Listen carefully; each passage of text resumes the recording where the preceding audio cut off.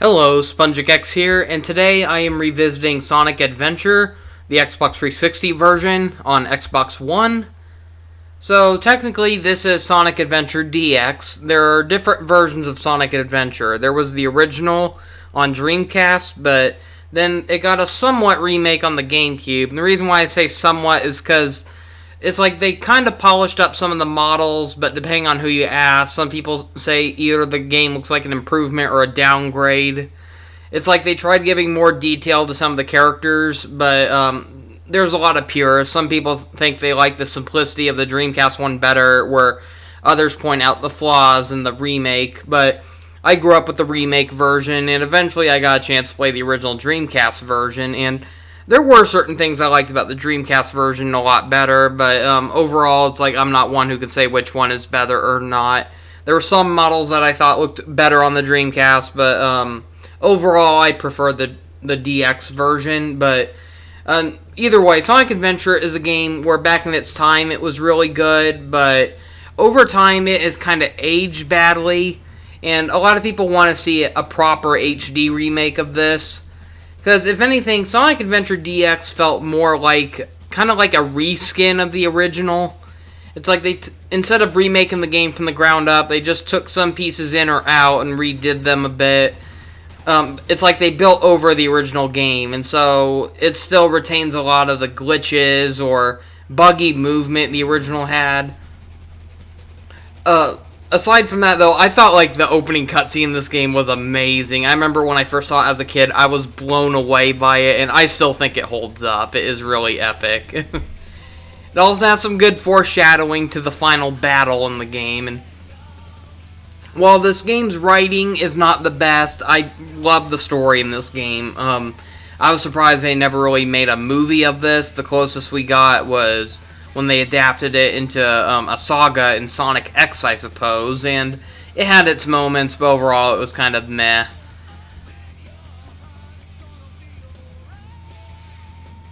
But this marks the first time we saw the Sonic characters in their modern designs, and so this was the first time we saw them in such detail, and I just remember playing this as a kid and got me really hyped up, and I just really haven't seen a Sonic game like this ever since. Most every Sonic game since Sonic Adventure has kind of been a little underwhelming in my opinion. Now, the first Sonic game I played to get me into the series was Sonic Adventure 2, so oddly enough, I didn't get to play this game until after Adventure 2. So luckily, this game eventually got a remake on the GameCube, about like a few years after Sonic Adventure 2 got ported onto the GameCube. I eventually remember getting that one GameCube game of Sonic. I can't remember the name, but it was the collection of all the Sega Genesis games, and I remember how they had that museum mode where they talked about some of the past Sonic games, and I remember one of them they mentioned was Sonic Adventure, and that was a game I've never heard of, and I remember like seeing more screenshots of it in like old magazines and stuff like that, and the most iconic shot from that game that stood out to me was when Sonic was being chased by the whale in Emerald Coast. I remember just seeing that image and being like, I want to play this game, how can I play this game? And around that time, the Dreamcast really died down. I didn't even know what the Dreamcast was, but I remember that Sonic Museum game kind of helped me figure out like what the Dreamcast was, and eventually, like many years later, I did find an old Dreamcast at an old bookstore, and I managed to, I know, out of all the places, it was at a bookstore in a mall in Chicago, and I was on vacation, and so I bought a used Dreamcast with a $10 copy of Sonic Shuffle. That was the game I eventually learned about on the internet, and I mostly liked the look of it because of its cel-shaded art style and its Mario Party inspiration, and while the game wasn't that great, it was still interesting to finally get a chance to get a Dreamcast, and eventually I was able to order the original version of Sonic Adventure through like eBay or something like that, but that was long after I actually played the Sonic Adventure DX version. So Adventure DX was my introduction to the series. I mean, the Sonic Adventure game. Because I remember sometime after Sonic Adventure 2, I remember there was like news about like upcoming Sonic games, and there was Sonic Heroes, which was the sequel to Sonic Adventure 2, and then there was Sonic Adventure DX, and at first I thought that was a new game entirely, but upon looking at screenshots, I realized, wait a minute, this must be a remake of that game I heard about, Sonic Adventure. And it's like, oh cool, I finally get to play this game on the GameCube. One thing I loved about this game was how they brought back the infamous drowning music from Sonic 1. And they gave it kind of like a Jaws kind of inspired sounding. It sounds more dire than the one you heard in Sonic Adventure.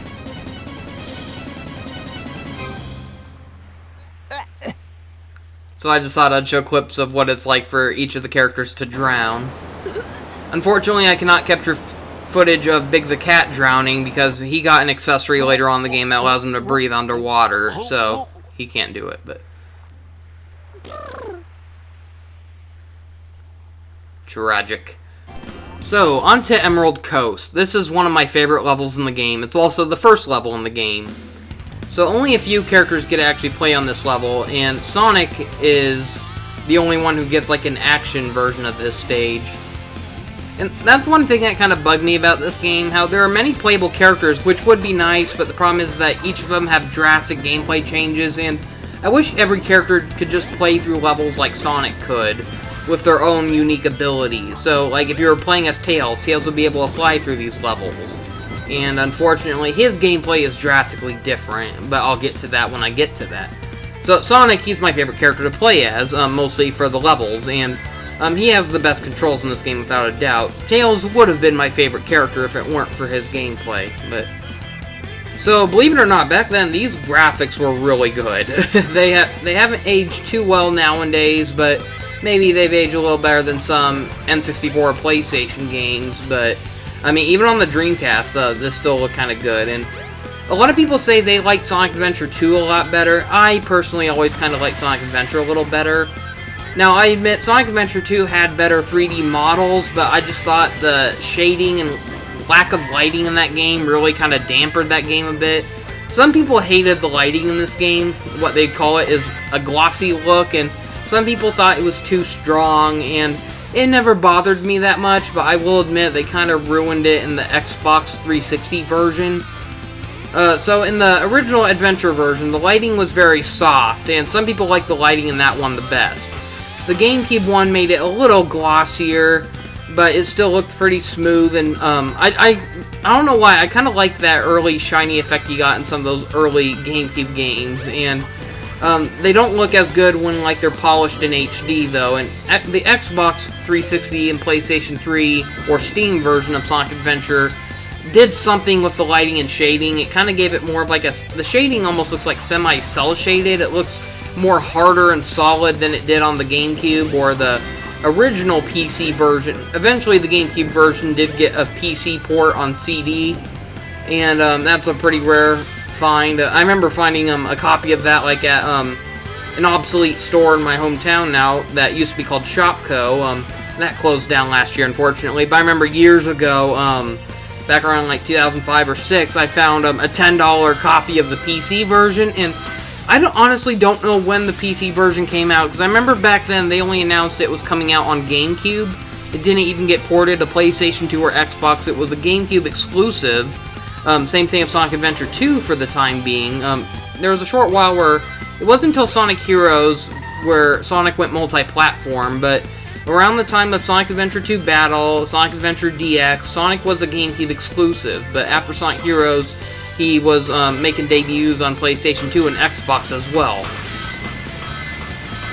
So, Sonic Adventure DX, I have no idea when it got released on PC. That just shocked me when I was at the store and I saw the game on PC, and the only reason I got it was because I heard about it. Eventually I looked up on the internet and found out that people were making mods on the PC version, and that's the whole reason I bought the PC version for $10. I just wanted to, despite how I already had it on GameCube, I just wanted to go through those levels with like all the mods people made, and it was kind of fun, but after a while it got kind of tiring of constantly having to either edit the game's files or use like some kind of loader to... Not to mention, some of those loaders had viruses on them, it seemed like, and so they were very fishy to use. That's one reason I don't like using mods anymore unless they're part of the Steam Workshop. I don't like using those dedicated mod loaders or anything anymore. Those are very fishy.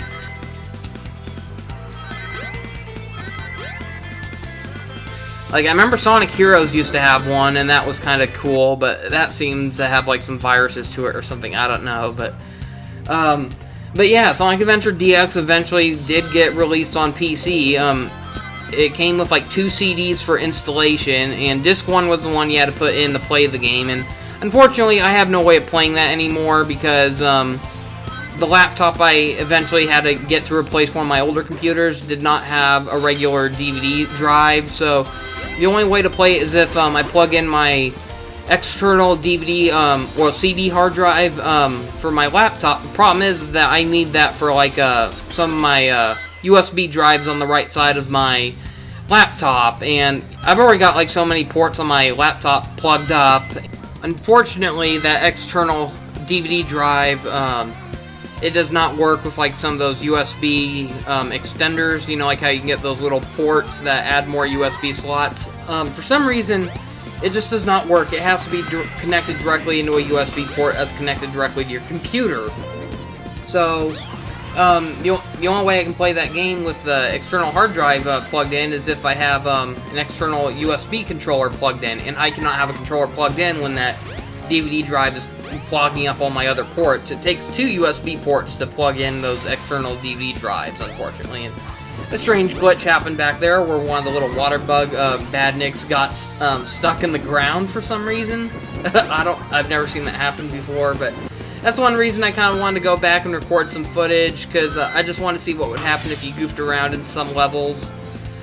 This is not going to be an entire playthrough. I've already recorded a playthrough of this game with no commentary, so this is me just going back to the game and not only being a refresher for those who've already played this, but also a good way to introduce those who maybe have never seen or heard of this game and want to find out more about it. So personally, Sonic Adventure is one of my favorite Sonic games, but yes, it has not aged very well, but I still love the concepts behind it. It makes me want to see a remake of this, more like a reboot, actually, because I do not want, if they ever decide to remake this game, I do not want them to make a die-hard remake of it. I want them to fix the game. So it's like, Sonic, he controls really well in this game. The problem is that the levels are not well constructed.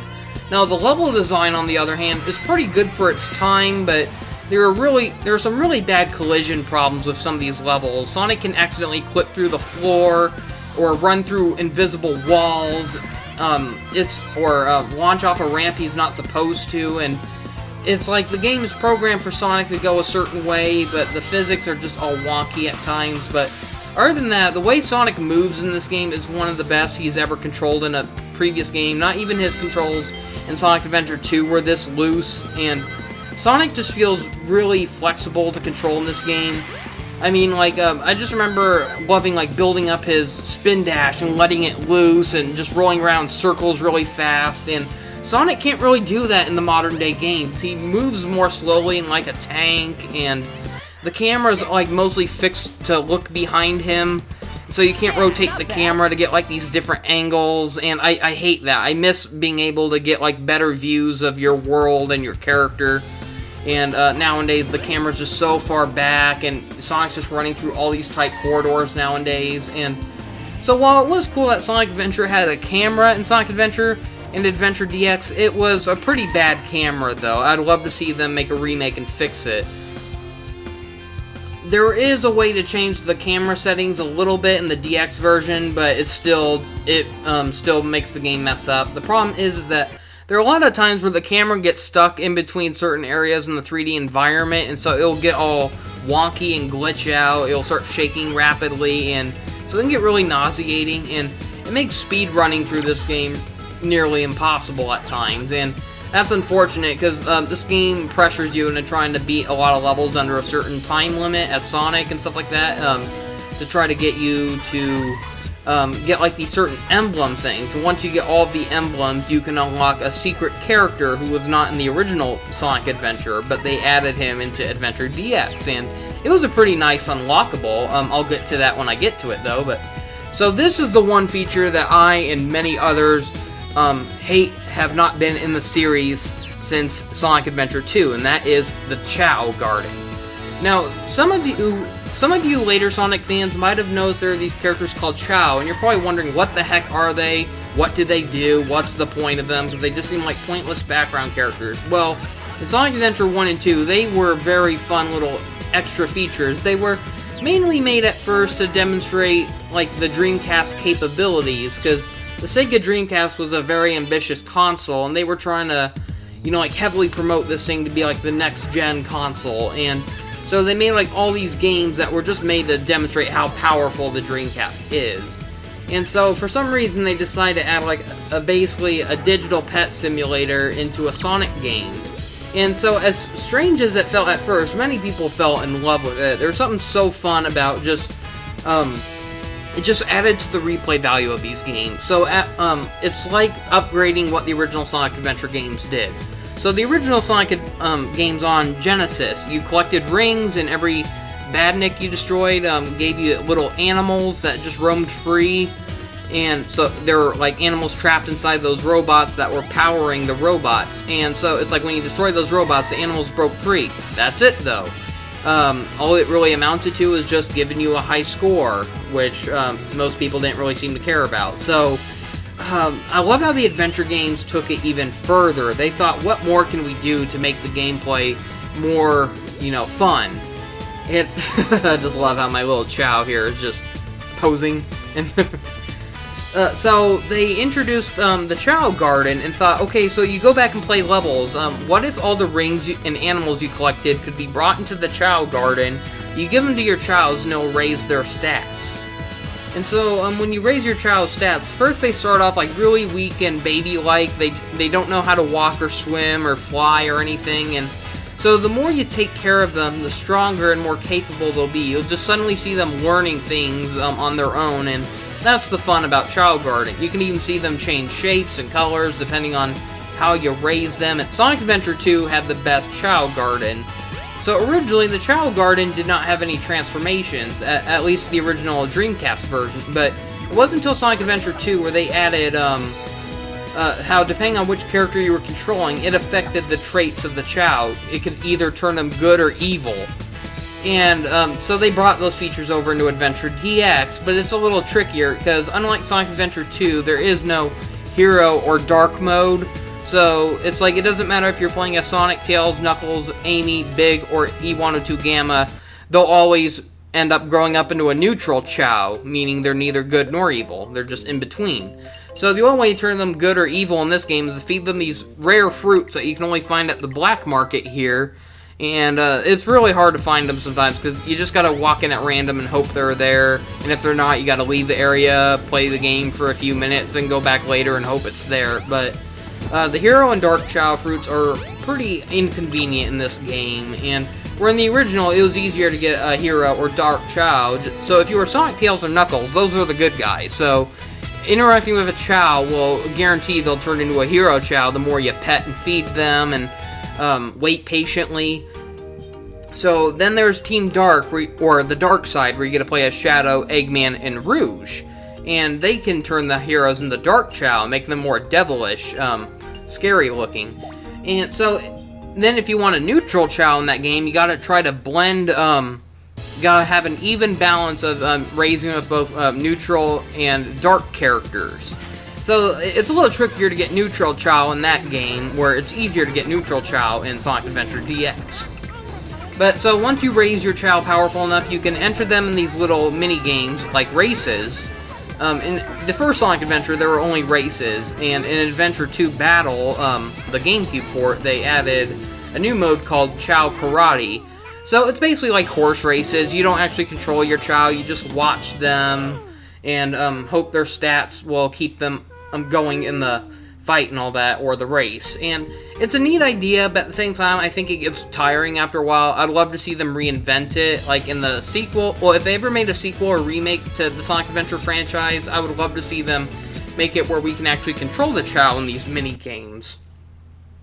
So we don't have to constantly keep watching them tripping and hoping they'll get back up and not lose, you know, because that can be kind of frustrating sometimes because of how time-consuming that is. And another inconvenient thing about the Sonic Adventure games were how limited the Chow Gardens were. Adventure 2 improved it in so many ways. So one thing I loved about Adventure that Adventure 2 did not have was it had a hub world.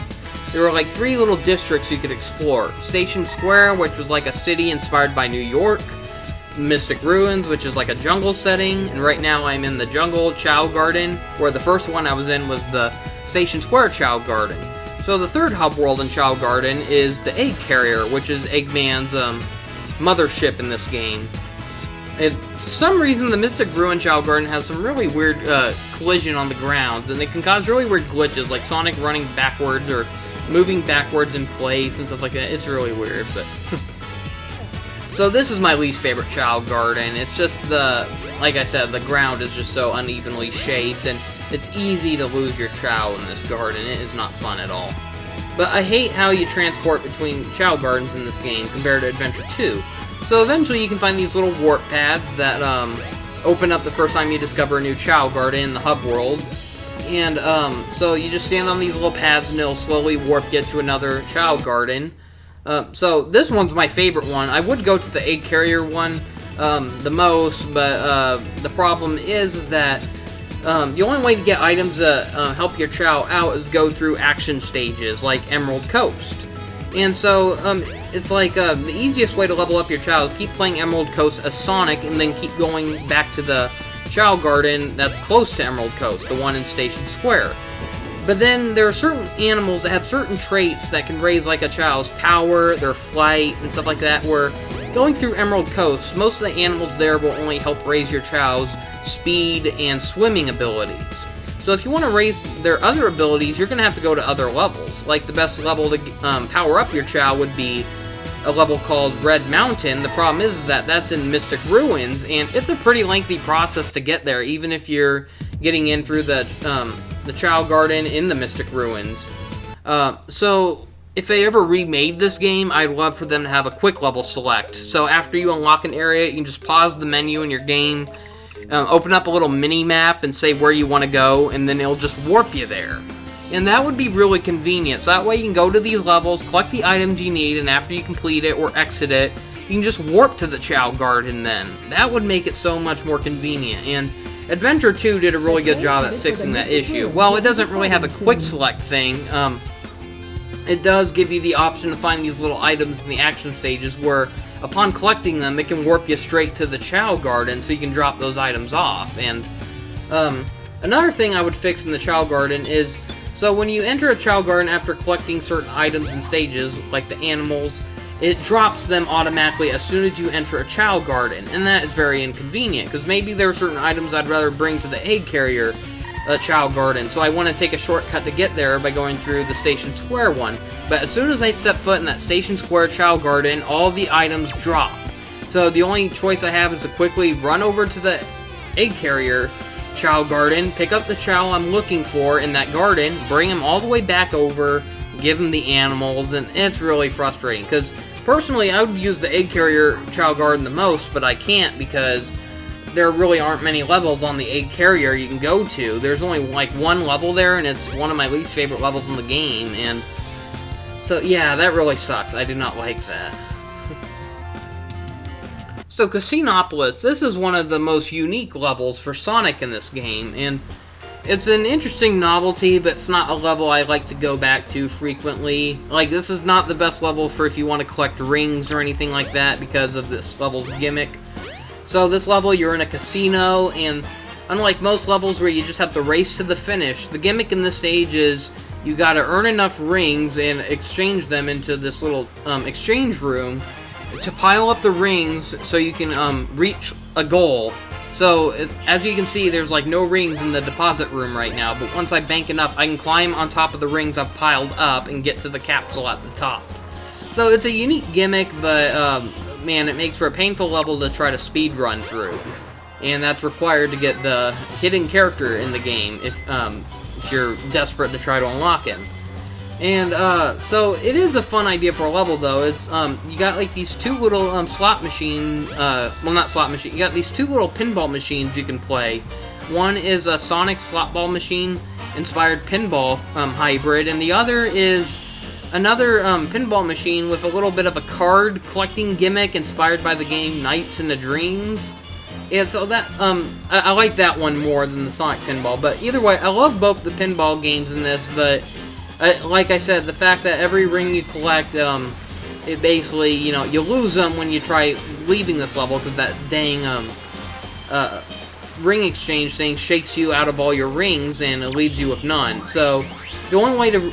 It is possible to collect a bunch of rings and get out of this level, but you're going to have to bother grinding through all that time and collecting of rings to make that big pile first. Because then after you make it big enough, then you can go back and start collecting more rings, which can be convenient for, you know, stocking up on getting items for your Chow at the Chow shop in the Chow Garden.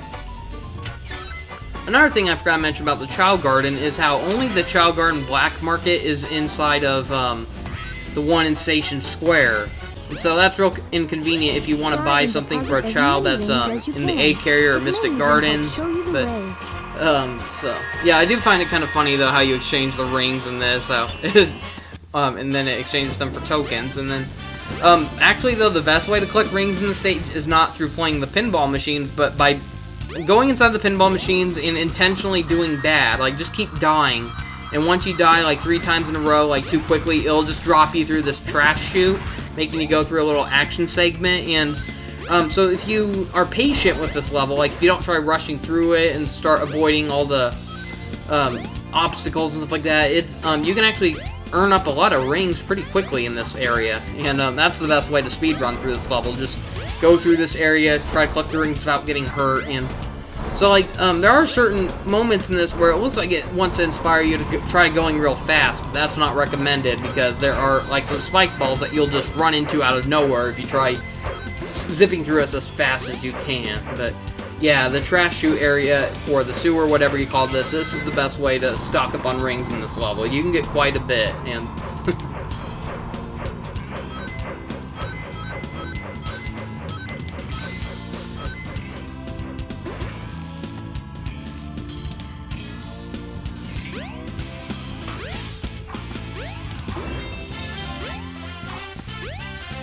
And you probably notice how Tails is following me, kind of like how he did in Sonic the Hedgehog 2 on Genesis. And so, the funny thing is when you first play this game, like when you first play through the story mode of Sonic, Tails does not follow you, but after revisiting the levels, Tails will follow you. And a fun secret is if you have a second controller, a player can pick it up and control Tails, just like you could in the Genesis games, Sonic 2 and Sonic 3. And so that's a really cool little secret. And just like in Sonic 2 and 3, Tails is invincible, so you can use him as a human shield, basically. And yeah, this is the trickiest part of the level. You do not want to speed through this up. And problem is, though, is like if you're trying to beat this level as fast as you can, though, you're going to have to try to go through that risk of going there as fast as you can. But otherwise, if you're just going back to collect rings without trying to, you know, beat it as fast as you can, just keep in mind. It's real easy to bump into those spike balls.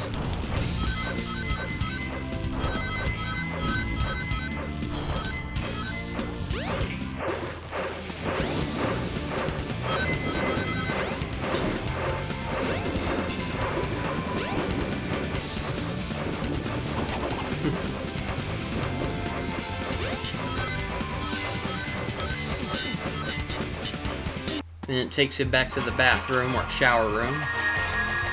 So, I finally earned enough rings to get out of here.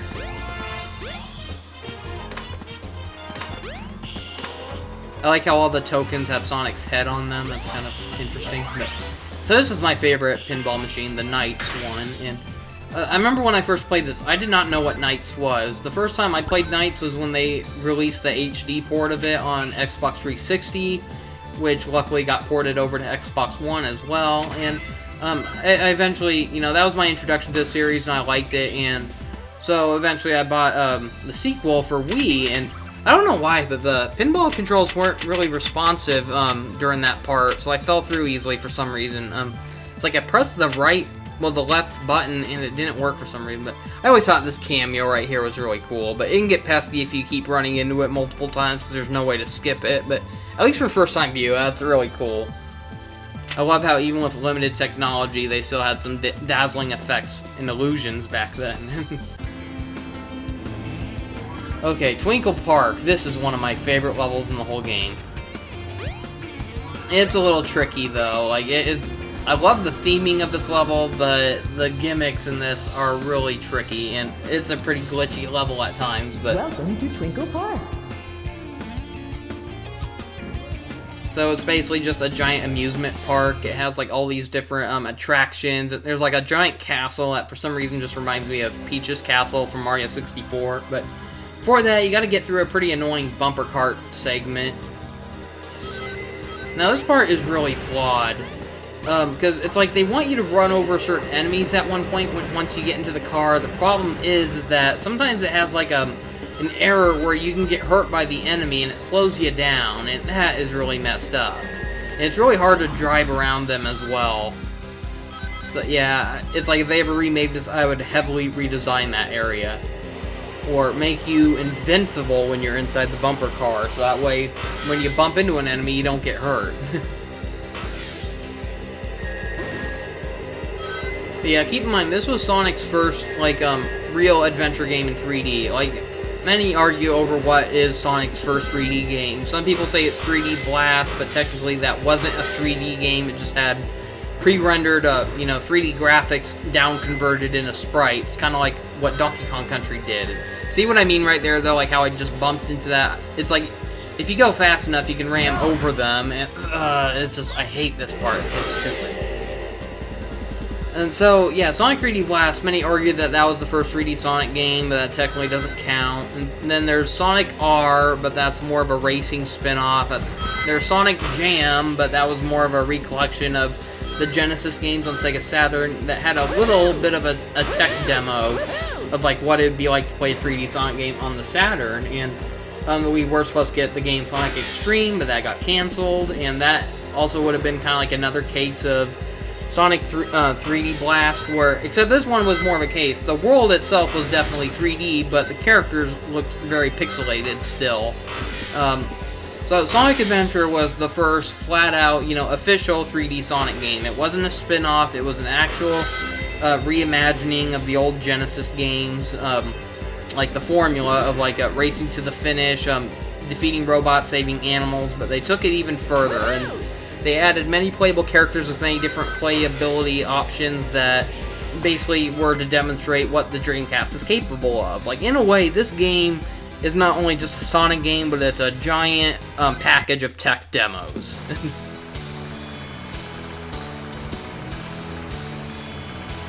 Yeah, although the graphics haven't aged well, though, I still think the level design in this was really good, though. I love the colors and like, just some of the ideas behind this, and I'd love to see it reimagined in HD. That's a problem, though. Like, many could say this game looked a lot better on the Dreamcast and GameCube compared to this HD port, and that's the problem, though. A lot of these games looked better back then because they were being played on, like, lower-res TVs and stuff like that, so they kind of blurred out how bad the game actually looked. It made the imagery look a little smoother, although a little blotchy at times, but so, when you make a game in HD, it's supposed to make things look better, but since technically this game's visual art style was very limited, showing it in HD just shows how bad it looks. You're just making bad texture work look, more crystal clear, and with these HD graphics, it just shows how bad it really is. And that's one of the main reasons I think you don't see so many HD remasters anymore like you did during the PS3 era, like how they were taking all these PS2 games and upscaling them into HD, and it's like, there's a reason why people would rather just remake games nowadays, because some of these games just weren't meant to be shown in HD clearly. Like, I remember back then I thought the Kingdom Hearts games looked really good, and I even still think they looked good for their time, but looking back on them now, it's like, oh man, these have not aged well. I mean, it's still good for its time, good compared to every other game that was out on the console, but it just does not hold up to some other games you see nowadays.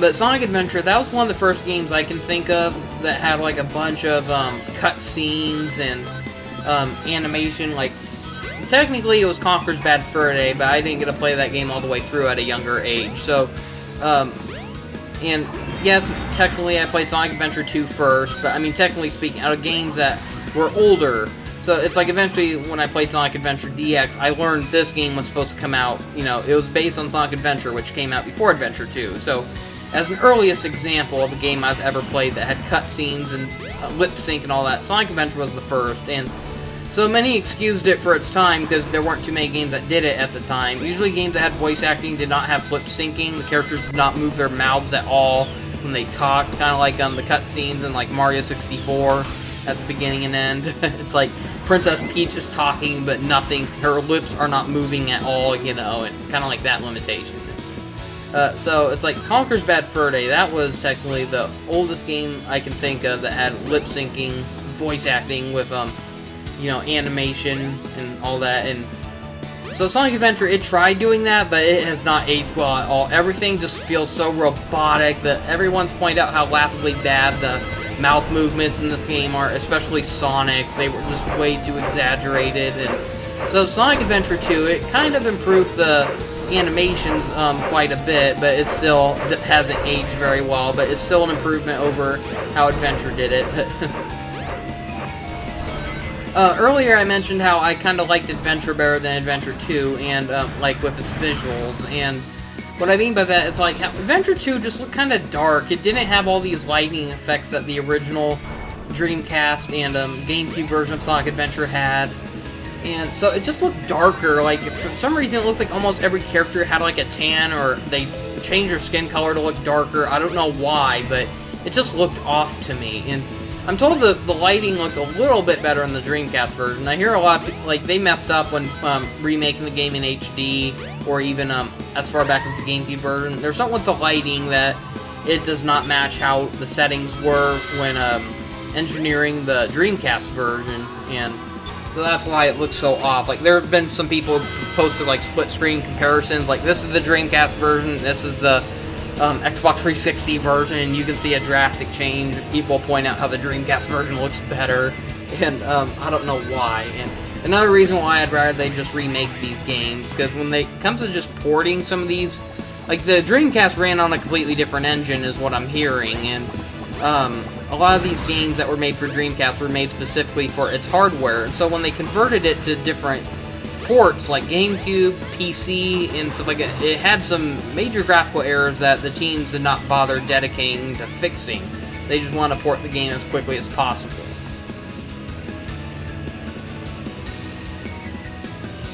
But yeah, I always liked Sonic Adventure's art style better, both Dreamcast and even the DX version.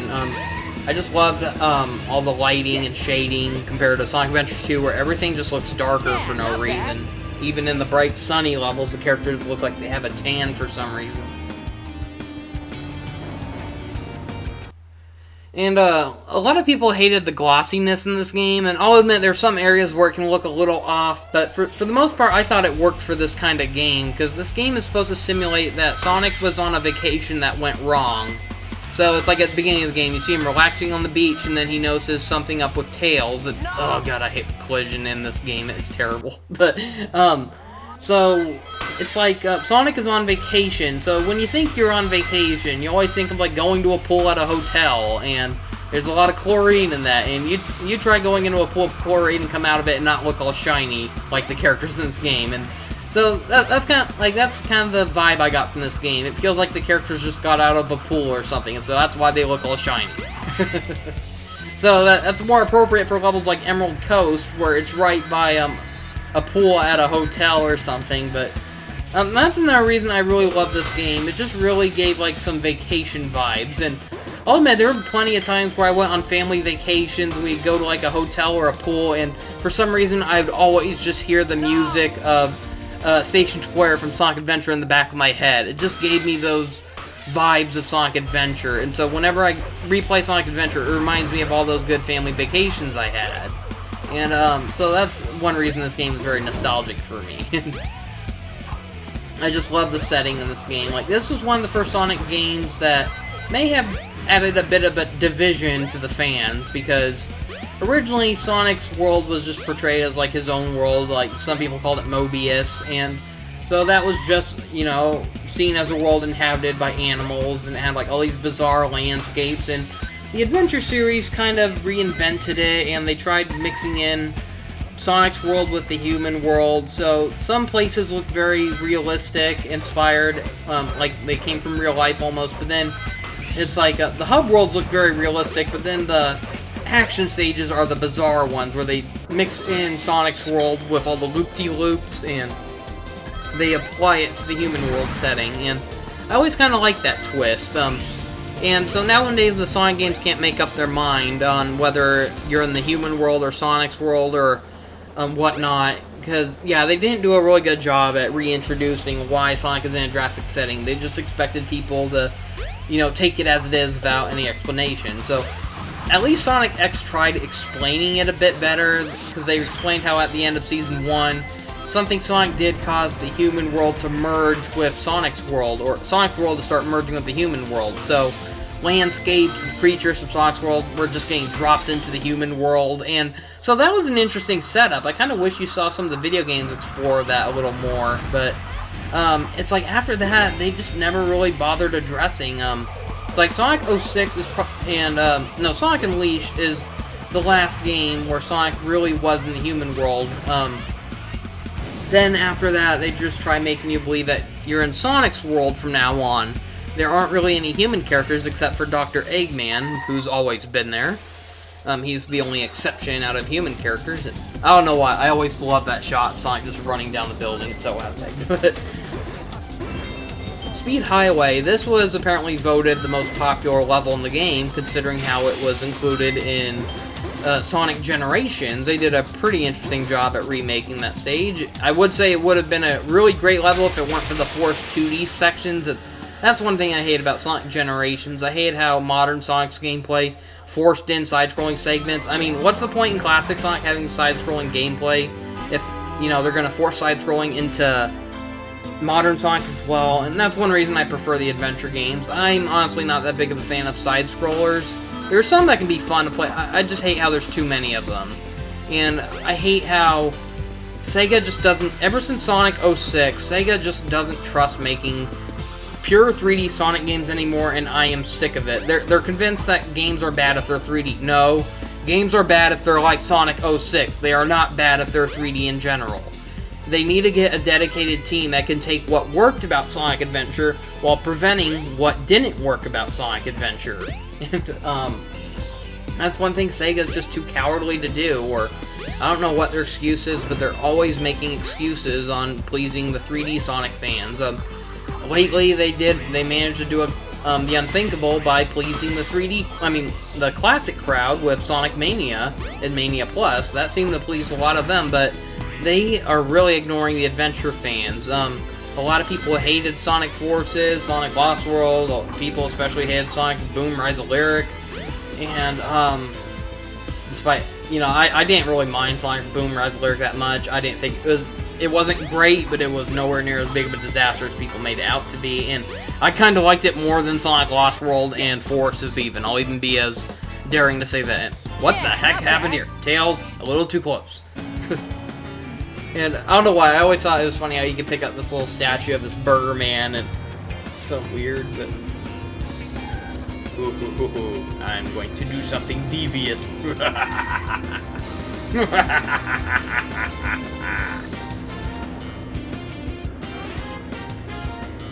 He's still down there.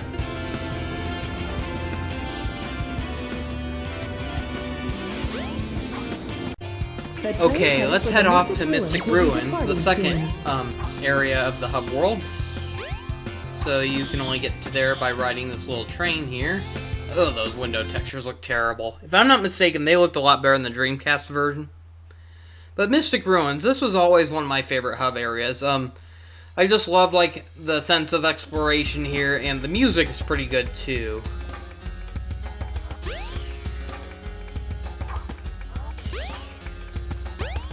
Yeah, the graphics looked a lot better when I was a kid, but you can definitely see how much it's aged here. But I just loved, like, roaming around here. I just remember having real fond memories, especially playing as Sonic or Tails. Sonic just, like, building up speed and just, you know, like, rolling up this stairs and just launching into the air. And I love that sense of momentum Sonic had in this game. You just don't get that in the modern day games anymore. And I hate how they got rid of Sonic Spin Dash and replaced it with just a boost mechanic. It's just not the same. Most modern Sonic games feel like it's playing for you, and I love how Sonic Adventure mostly gave you the feeling you were in control of Sonic. So you didn't have to hold a button for Sonic to move faster and still feel sluggish like in Sonic Lost World. You just, like, moved, and the more you moved without bumping into anything, the faster Sonic got. And using the spin dash could help give Sonic a quicker boost. And it was also really fun, like, when you go down a slope and just stay in your ball form and how Sonic will go faster. And it was just so much fun.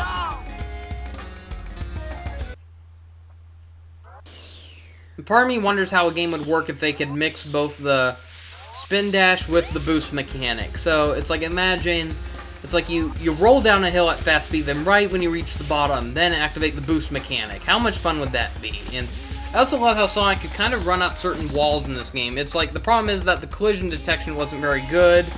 The 3D mapping on some of these areas were very rigid and uneven, so Sonic did not have a very smooth time of, like, traversing through some of these landscapes. And I love the idea behind it, though, and Sonic Lost World tried reviving some of these ideas, but I think they did a terrible job, because every time you tried doing it, the gameplay really slowed down. You had, like, this little sparkly effect that appeared whenever Sonic did it, and it just took me out of the experience. I loved how in games like this, or even Sonic 06, as poorly optimized as they were, well, not optimized, but made as they were, I liked how they had moments where you could gain enough speed to run off the side of walls. Yes, it was glitchy, but I still loved how, if you managed to pull it off without any hiccups, how fast and adrenaline-filled it felt.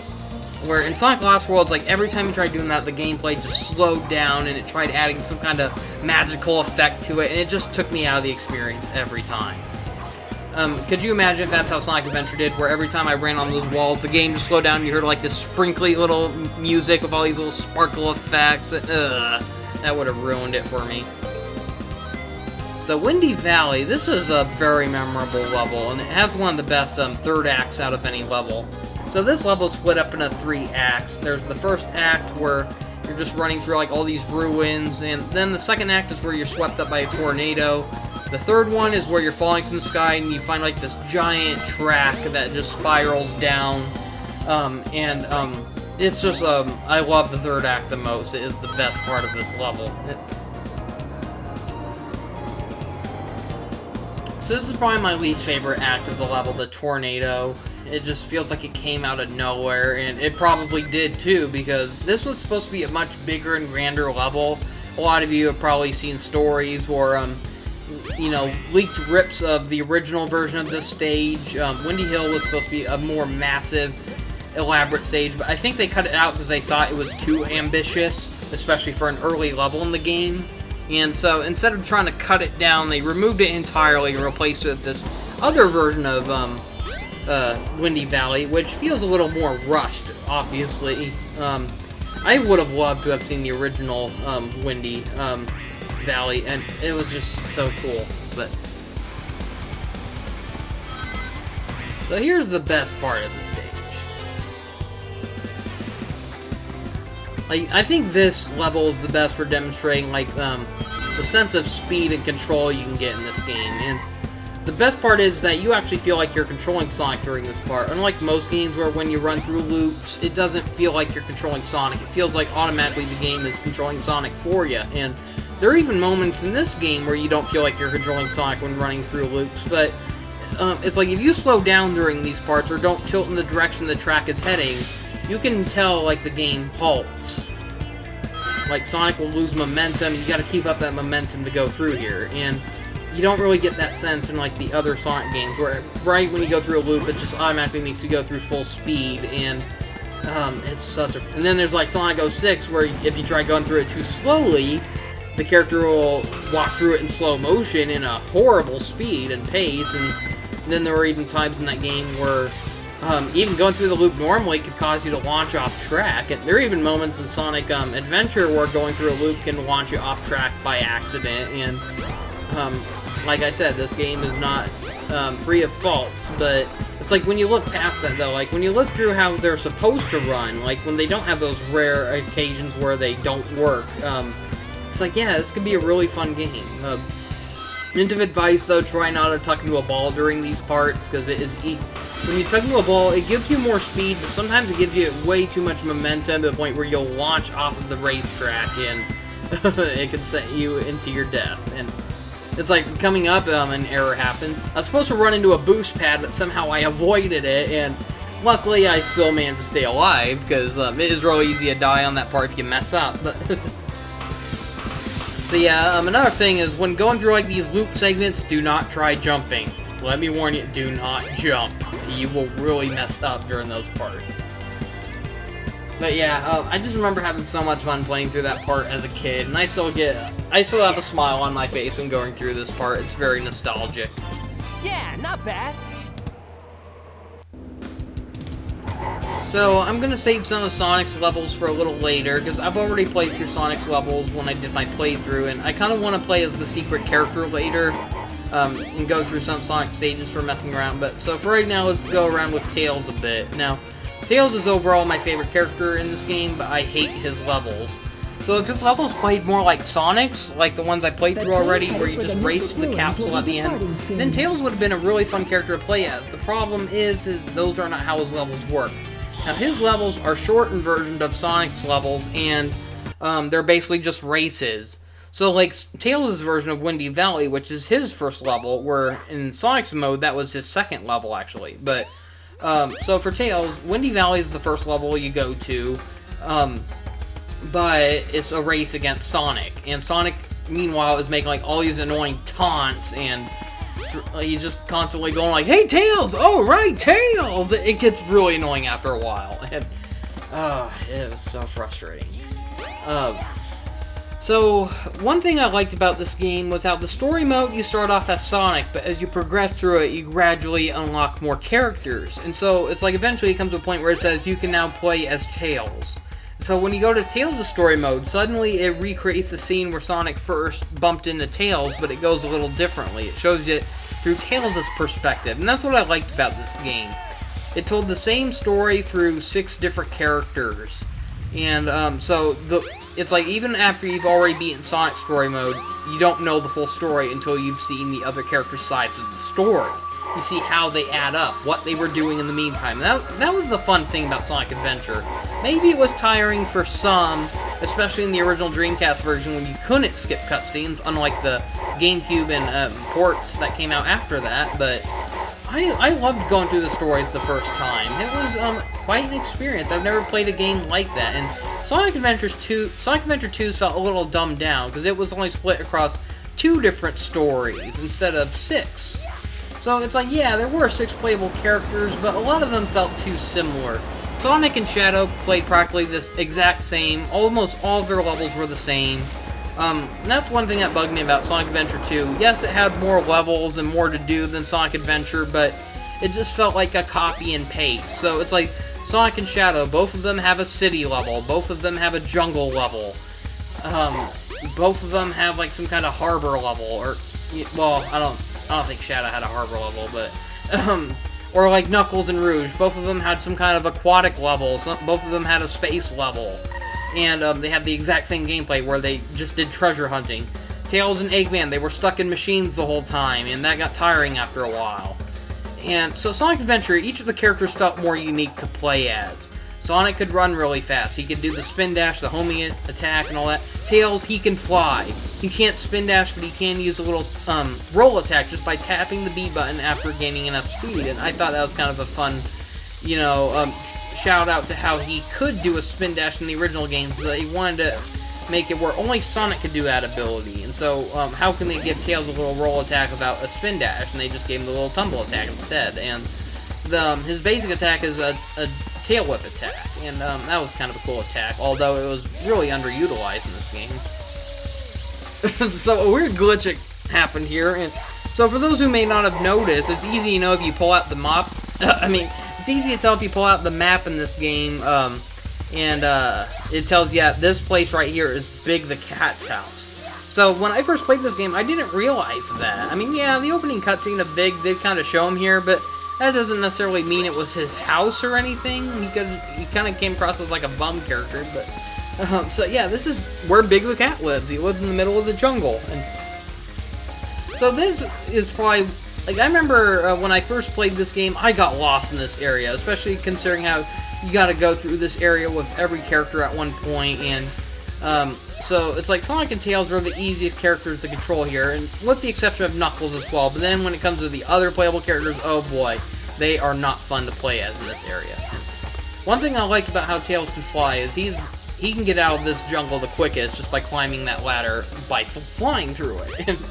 But I do kind of like the jungle area, but yeah, the first time I played it, I got lost. I hated that area, and I didn't even realize there was a map if you paused the screen. And even then, I'm not sure if I would have known how to read it. As a kid, there weren't a whole lot of games that had maps, and it wasn't really until like Grand Theft Auto where maps were more heavily utilized in games. A lot of games took inspiration from Grand Theft Auto's map and radar system. But I just loved how it felt to control Tails in this game. I love how, like, when you start moving, you'll see his tail slowly start spinning in a circle. I have no idea what happened there. Tails is spazzing out, but the animations on Tails are just so fun to look at back then. The way, like, when he gets enough speed, he stops running and just lets his spinning tails do all the moving for him, and as he just starts gracefully, you know, soaring through the air. And it was just really fun. You don't see that in the modern-day Sonic games anymore. And like I said, in Sonic Adventure 2, he was stuck in a mech throughout the entire game, and even his controls in the Chow Garden weren't as fun as they were here in Sonic Adventure. And but for some reason, Tails has a really weird, I'm not sure if you noticed back there, but Tails has like this really weird jiggle physics that goes on in his head. I don't know why. You'll just see like his head and his, the side of his face like just wobble around like crazy. It's really weird, and especially noticeable after he lands from a jump. Like, you'll probably see a better example of it real soon, because if I recall, I went up to a Chow during this part. And so it's funny how one of the best Chow Gardens is technically on Eggman's base. He has like this secret little beach, and so it always made me wonder, did Sonic and Friends just discover this island and decide to secretly use it as a Chow Garden while Eggman didn't notice? Or has Eggman always had this place dedicated for Chows to begin with? Yeah, look at Tails' face right here. Look at how his head jiggles. That's so weird. Such weird jiggle physics. What is his head made of?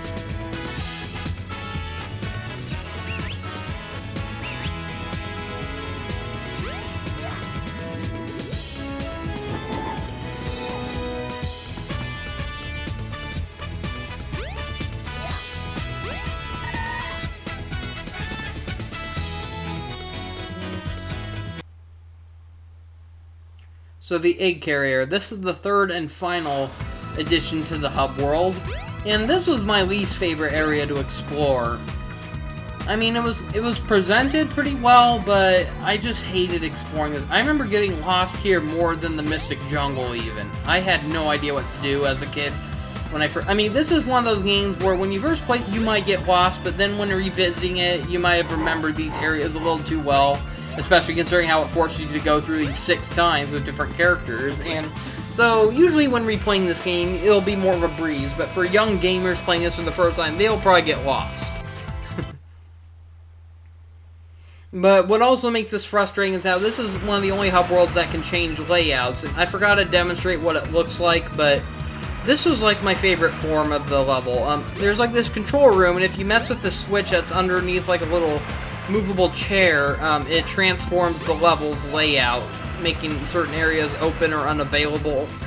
So it transforms the ship, basically, and this is my favorite form of the ship. I'm not sure what you call it, but that's a little tricky, because the game doesn't do a good job at demonstrating about the transformation sequence, or, I mean, it does show a cutscene of it transforming at one point, but it doesn't show you how you can transform it back, and once you do transform it back, it doesn't actually do a good job at explaining that the ship transformed. But yeah, this is the transformation room. It's underneath this chair. All you have to do is stand on the chair, and the chair moves, revealing the switch, and that's it.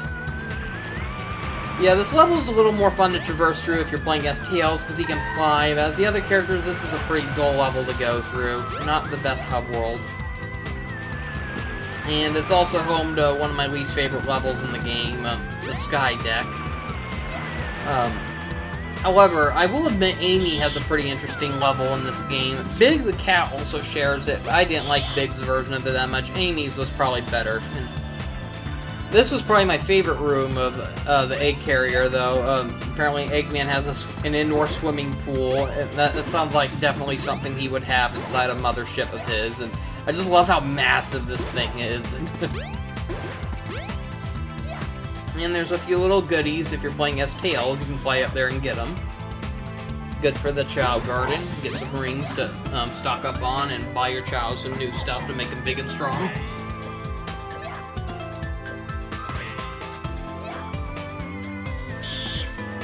Now let's move on to Knuckles. So Knuckles, just like Tails, I like Knuckles' controls in this game, but I hate his gameplay. It's like, if you play Sonic Adventure 2, it's the exact same thing. It's the treasure hunting, except, I'll admit, Knuckles' gameplay heavily improved in Sonic Adventure 2.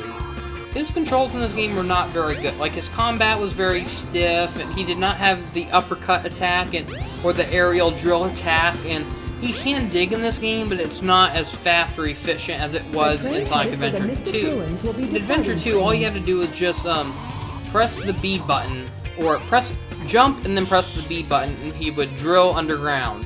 In this game, you have to press both the jump and attack button at the same time. It's just such a weird command for him to dig underground. They could have just easily had a separate button, like the X button or the Y button be his drill attack, and, well, dig attack. And I don't know why they made it so complicated. So, he can't dig in midair anymore, well, from midair anymore, but he can still glide, and he can even climb, but there aren't too many climbable surfaces in this game, especially in the hub world.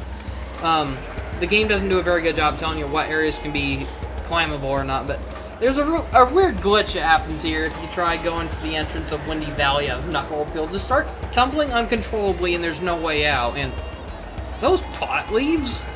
What the heck? So, only Sonic, Tails, and Gamma can go into that level. And funny thing is, if you try going there as Amy, though, she does not have the same animation of, like, tumbling in midair like the other. She'll just stand in place and just kind of bob around, so she won't get stuck there like Knuckles just did. So she can get out of there. But so for some reason, this area right here is blocked off if you're playing as Tails. And I think Big the Cat as well. I think Gamma can go here, because Red Mountain, that's the entrance right there. But only Sonic, Knuckles, and Gamma can go into that level. And Amy can't even go to the entrance of this area. There's this rockway that eventually gets unveiled in the other story modes, but for some reason, Amy's story mode is the only one where those rocks do not collapse, so she has no way of entering the entrance to the snow level or the Master Emerald Shrine right here. And so this is, I remember this being interesting. This was the only time in a 3D Sonic game where you gotta approach the Master Emerald altar. The place where Knuckles basically lives, Angel Island.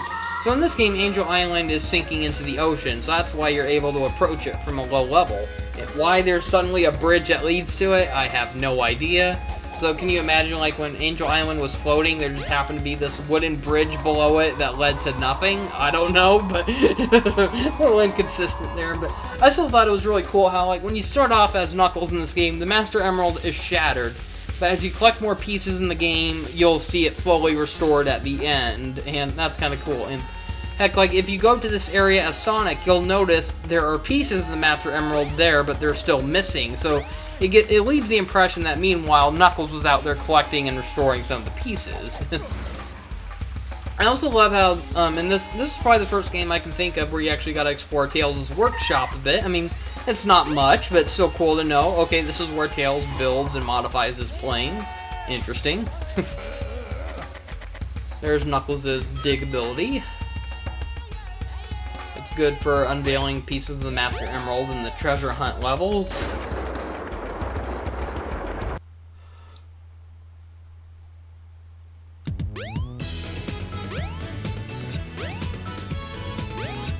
Yeah, Knuckles' gameplay was more like Sonic's, or even more of like a beat-em-up kind of mode. I probably would have liked his gameplay a little more.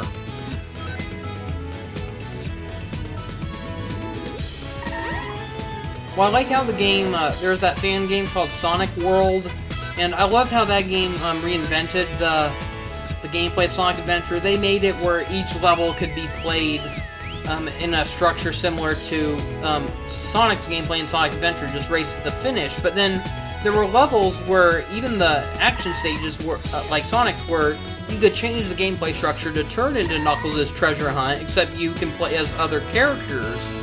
So yeah, they did sacrifice the digging ability, but I think that was one of the least favorite things people... I think that was the thing that people hated the most about the treasure hunting.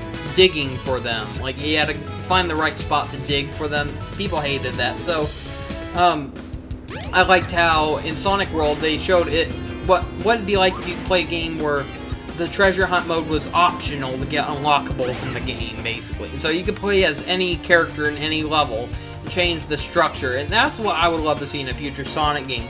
Take inspiration from Sonic Adventure, but mix the genres and, you know, make the main focus just race to the finish, but then make all those other modes optional as side features to get unlockables for like Chow Garden and all that. That'd be neat. And so now we're playing as Amy, and as you saw, she has the ability where if she spins her hammer long enough, she'll get dizzy as a side effect, so you gotta watch out for that. But so Amy, she was a character I wanted to like playing as, because she grew to be one of my favorite characters over time, but she gets just way too slow in this game. They gave her the least amount of levels. Her gameplay isn't too fun, but her controls would have been better if her speed wasn't so slow. And I have no idea what was going on right here. That is so weird.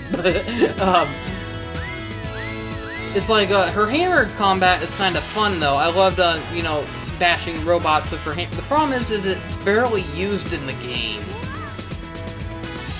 I do love her hammer catapult move, where if she manages to run fast enough, which is easier said than done, because she's slow as heck in this game. But if she gains enough speed, if you press the B button, or X button, or whatever, attack button, I guess, she'll launch herself in the air like this and catapult.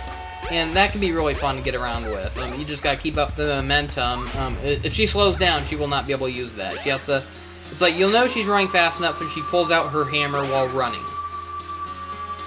But it's like, if Amy was a little bit faster in this game, and if her levels were restructured to have more of like, more to do, because most of her levels, she only has 3 levels, and 2 of them are very short. It's only her second level that's actually a little bit longer due to some puzzle solving you have to do, but I felt like if they ever rebooted this game, make Amy faster, give her more levels, like extend her story. So most of the story, like in the later half, is she's just trying to help a baby bird, and then eventually she finds out Eggman has its parents somewhere. And so the last act of the game is her searching the egg carrier and trying to find where the bird's parents are.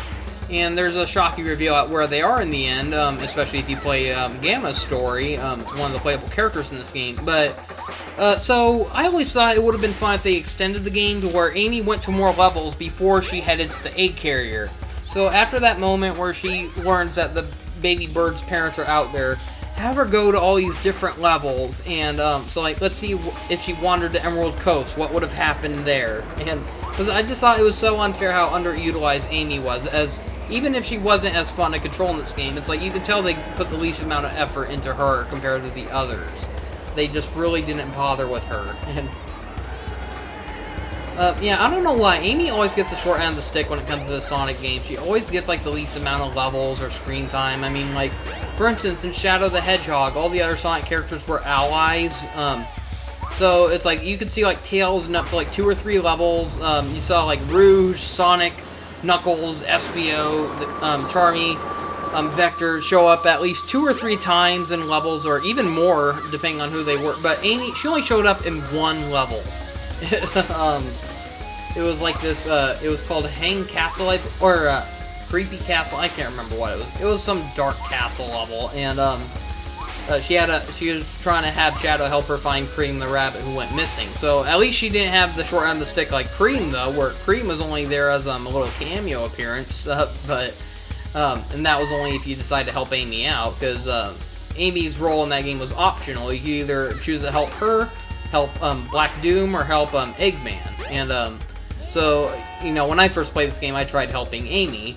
You had to find Cream, and after you found her, you had to find Cheese, and so that was kind of a memorable part of that game. But it's like, seriously, Amy was only in one level in that game? That was, where everyone else was in it at least 2 or 3 times? That's ridiculous.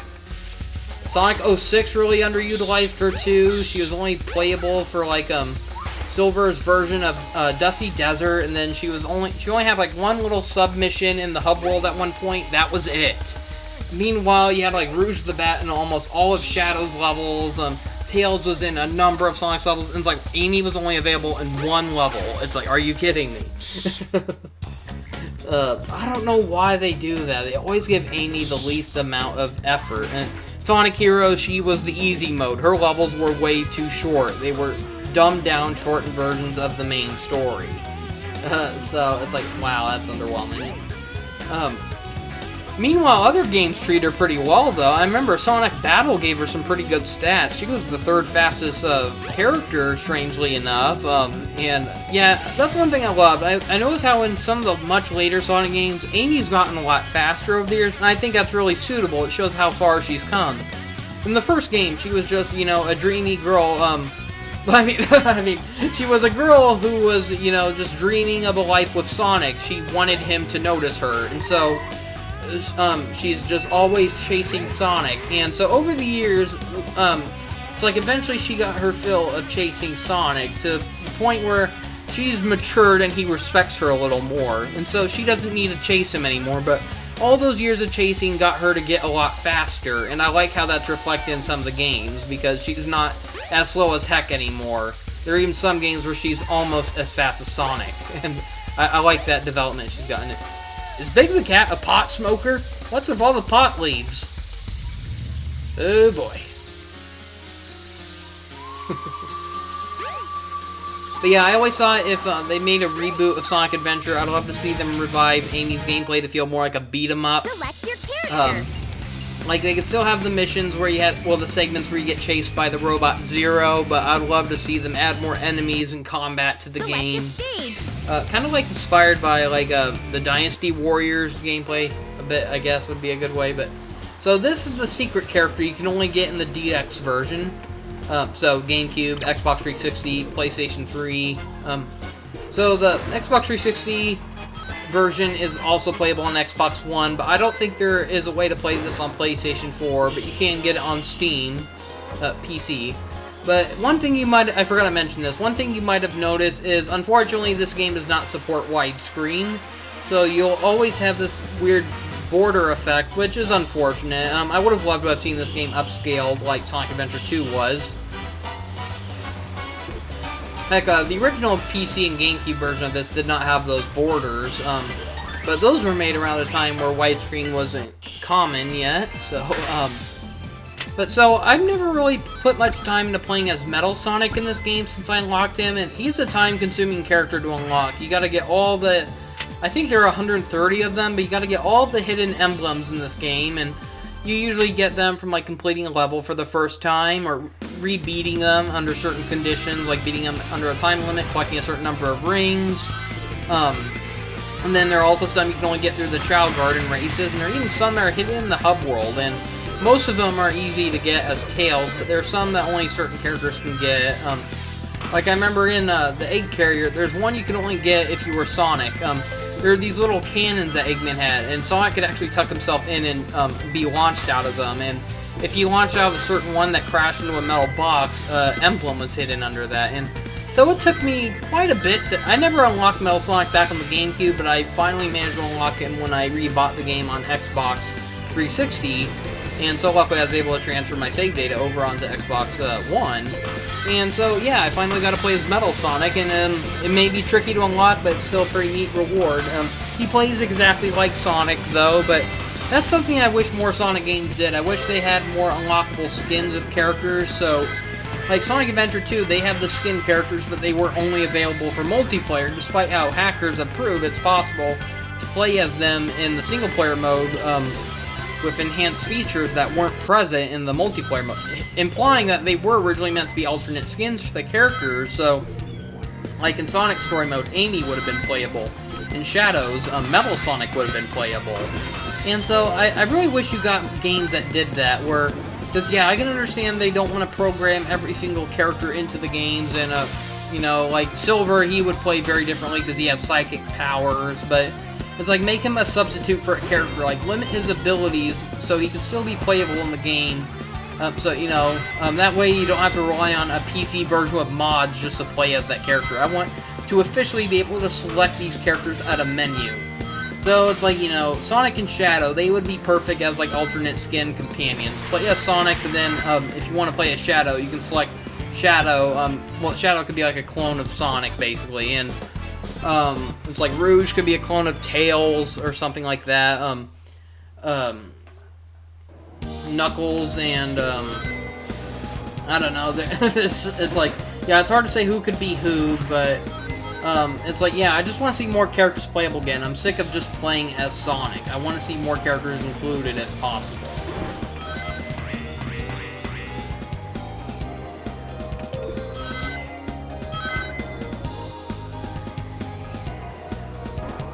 So yeah, since I've never really played through the game as Metal Sonic, I thought it'd be fun to go through each of Sonic's levels as, most of like, there's some levels I might skip out on. Like, I'm not planning on doing a full playthrough of, Casinopolis, which I already went through at the beginning of Metal Sonic's clips, but...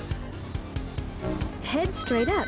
You should be able to get out. It left me curious, though, because, there are, like, there's a certain level where a certain cutscene triggers during a certain point. It's, in the Ice Cap level, there's the part where there's the giant avalanche, and Sonic gives, like, that funny reaction when he notices the avalanche. So I was wondering, what would happen if you went to that as Metal Sonic? And so, that's the main reason I want to go through all these levels as Metal Sonic, just because I've never, you know, done it before, don't have any footage of it on my other uploads of Sonic Adventure, so, yeah, I thought it would be fun. Metal Sonic is pretty fun to control. He plays exactly like Sonic, but his animations and sound effects make him a unique addition. I love how when he gains enough speed, he stops running and just starts hovering. Like, the little thrusters pop out of his back, he tucks his feet in and just starts boosting through the air. I love that detail, it's so cool. So like I mentioned before, Metal Sonic was impossible to unlock in the Dreamcast version. He was not programmed into the game at all, but they added him only for the, originally the GameCube version, Sonic Adventure DX, but then they ported that to PC and all the other consoles.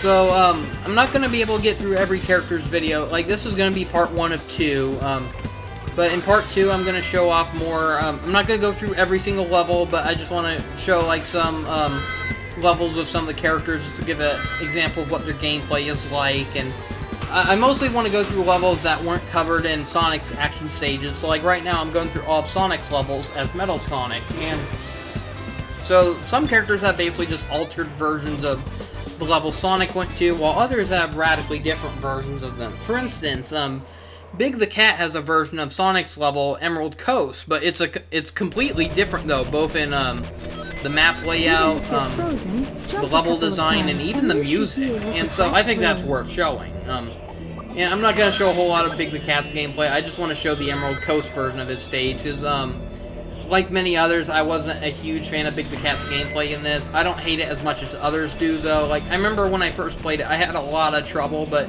after I got the hang of it as a kid, I thought it was kind of fun, but looking back on it now, I can say, yeah, it wasn't necessary for this game. And I can see why some people don't want to play this game just because of that inclusion, but Big the Cat was my least favorite character to play as in this game, and this is one of my least favorite Sonic levels in the game. It's not my least favorite, absolutely, but it's one of them, at least. I think the first 2 acts of this are pretty bland, especially this part right here. I hate this part of the game. It's really slow and kind of easy to mess up on, especially if you're trying to race through this as quick as you can, which was necessary to get Metal Sonic, after all. One of the missions requires you to beat this under a certain time limit, and like, there's some levels that are pretty easy to get through under time limits, but then there's some where they are really tricky. Like, I thought Emerald Coast was set a little too high, and this game expects you to break the gameplay in order to get through some of the levels quicker, and that's not real easy to do when the levels do not have very good collision detection, the camera gets all wonky, and even the controls sometimes mess up. And so this game is not a good example of a game built for speedrunning. That's one reason I hate speedrunning in Sonic games. I think it's fun to set your own personal record, but I hate it when there are unlockables that you can only get for beating a level fast enough. I hate that. It's not fun at all. So here's the part where Sonic, you know, gave that funny reaction when he saw the avalanche at Metal Sonic. He does nothing. Should have known. But I was wondering, like, if they would have had the same sound effect of Sonic going, whoa, or something like that, but no. But it's still pretty cool to see that Metal Sonic can still get on the snowboard and all that. That's actually the main reason I want to go to this level. It's like, ooh, what will Metal Sonic look like snowboarding? Why have I not done this years ago? But I think when I unlocked Metal Sonic, all I really did was played him in Emerald Coast, but then other games came out and I wanted to play them instead, so I took a long break from this game. It wasn't until now where I decided to sit down and, you know, revisit the game now that I have it 100% complete. And one thing that bums me out about this version, though, is this is a dumbed-down version of both the GameCube and original PC version, because they had it where not only did you unlock Metal Sonic from collecting every single emblem, but the more emblems you collected in the game, you actually got to unlock Game Gear games and play them on your TV, basically. And so that was my introduction to a lot of those Game Gear games. And so, you know, I was always bummed out that I never got a chance to unlock all of them, though, as a kid, though. At least on the GameCube version. Eventually on the PC version, someone did share a 100% save of the game that included all the Game Gear games on it, and so that was the way I got to play some of those Game Gear games. But then eventually, the Sonic Gems collection came out on GameCube, and that included all those right from the start, so I got to play all those regardless. But, it's like, some of the Game Gear games are okay, but I don't like them as much as others did. Like, some people love the Game Gear games, and I thought they were pretty bland, like, especially the ports. Like, some of them were okay, though. Like, I like the standalone Game Gear games, but I don't know what happened there, but I died from going too fast. How the hell? But, yeah, Game Gear games, I did not really care for the ports. Like, not really ports, but version. Like, how they had Sonic 1 and 2 on Game Gear. I like the Genesis versions a lot better. Did not really care for Sonic Drift, but, I don't, like, I remember, like, there was, I can't remember what, Sonic Blast or something like that. I thought that one was alright. Sonic Triple Trouble, that one was okay. But other than that, I wasn't a huge fan of the Game Gear games. But it still sucks that they cut those out of it. I mean, that was part of Sonic Adventure DX. And I don't get why they cut it out of the HD re-releases. It makes no sense. So yeah, a lot of people would rather track down the GameCube version or the original PC CD-ROM, so that way they can still get those extra features. And other than that, though, I don't think this is a real expensive game to get digitally on Xbox One or 360. I think it's Steam. I think it's only $10. But however, there is a mission mode that was part of the DX version by default. So if you want that, you gotta pay for a little DLC add-on, and I think that was like a $5 add-on. So if you want the full package of Sonic Adventure DX, it's like $15. But I know some people were really bummed out by this, because when they heard Sonic Adventure was going to be re-released in HD on Xbox 360, people were thinking they meant the Dreamcast version, because they just said Sonic Adventure. And instead, it was the DX version with the title screen altered to match the Dreamcast version, along with the loading screens and all of that. They mixed in elements of the Dreamcast version, but other than that, it was basically just a modified version of the GameCube port, and people were mad about that. And then they added an add-on called the DX version, where it's like, aside from adding the mission mode, which is a real useless feature, what was the point of all of this?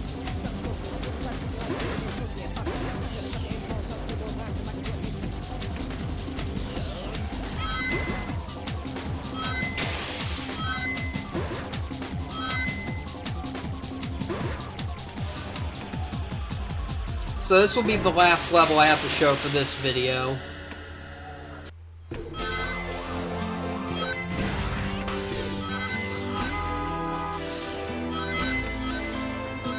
I always like this part of Speed Highway. Just like how first it starts off as like a nighttime highway setting and then turns into a daytime version of it. I just love like the sky colors and just the look of the sky during this part. And such an interesting contrast from that serious night setting to a more, I would almost say a relaxing daytime setting, but there's all these cars and police robots after you, so that makes it a little trickier, but still, pleasant scenery aside from that. Well, that's all I have to show for now. Thank you for watching. See you next time for part 2. Have a nice day.